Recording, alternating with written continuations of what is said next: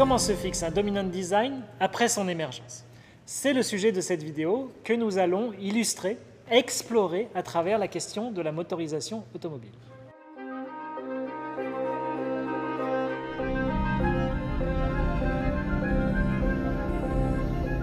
Aujourd'hui, il suffit de parcourir le monde pour se rendre compte que le véhicule et la motorisation dominante dans les véhicules automobiles, c'est bien la voiture thermique à essence.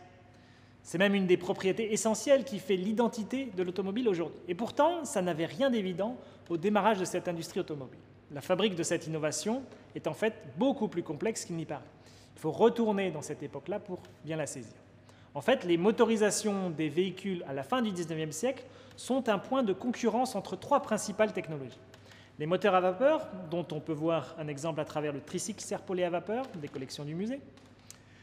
La motorisation thermique à essence, celle qui s'imposera, mais qui n'est pas encore gagnante, qu'on peut voir dans le quadricycle Peugeot, toujours dans les collections du musée, et la motorisation électrique, à l'image de la jamais contente du constructeur de véhicules électriques Camille Gelazzi en 1898. Il faut bien réaliser que ces machines battent des records.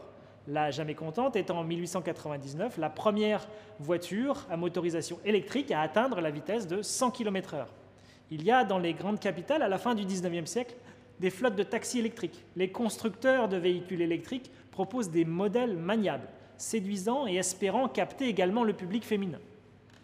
Dans les modèles d'affaires de ces constructeurs, ils incorporent l'entretien, la recharge des batteries, la location des batteries. À la fin du XIXe siècle, au début du XXe siècle, il n'y a pas encore de dominant design établi, mais une très grande concurrence opposant véhicules électriques à vapeur et thermiques.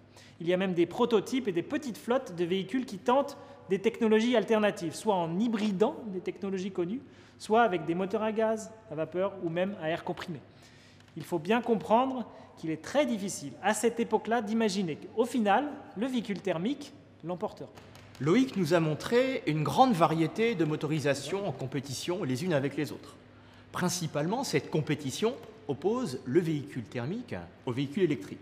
Alors, vu d'aujourd'hui, on connaît la fin de l'histoire. Le thermique l'a emporté.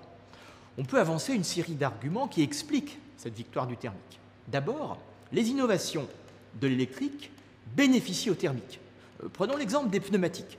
Le véhicule électrique est silencieux et cela a obligé, dès le début de son histoire, à innover sur les pneumatiques pour supprimer les nuisances liées au bruit du roulement.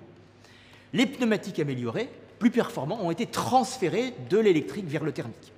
Ensuite, les militaires ont joué un rôle important. Ils ont privilégié le véhicule thermique pour des raisons d'autonomie et d'approvisionnement.